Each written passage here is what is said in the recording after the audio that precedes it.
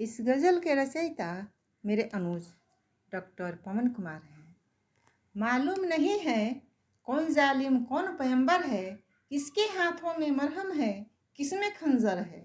मालूम नहीं है कौन जालिम कौन पैगंबर है, किसके हाथों में मरहम है किसमें खंजर है।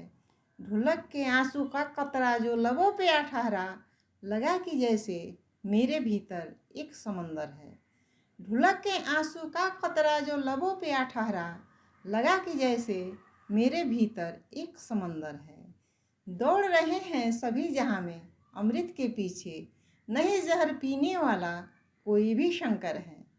दौड़ रहे हैं सभी जहां में अमृत के पीछे, नहीं जहर पीने वाला कोई भी शंकर है।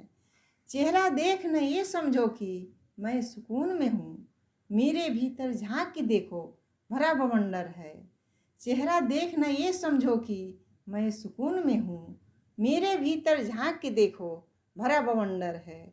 एक सिकंदर था जो हार गया था आखिरी जंग, उसके आगे इस दुनिया में कौन सिकंदर है। एक सिकंदर था जो हार गया था आखिरी जंग, उसके आगे इस दुनिया में कौन सिकंदर है।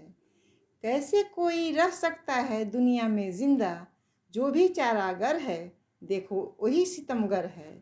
कैसे कोई रह सकता है दुनिया में जिंदा, जो भी चारागर है देखो वही सितमगर है। चले जा रहे छोड़ के दुनिया जो आगे आगे, समझ लीजिए बाद ही उनके अपना नंबर है।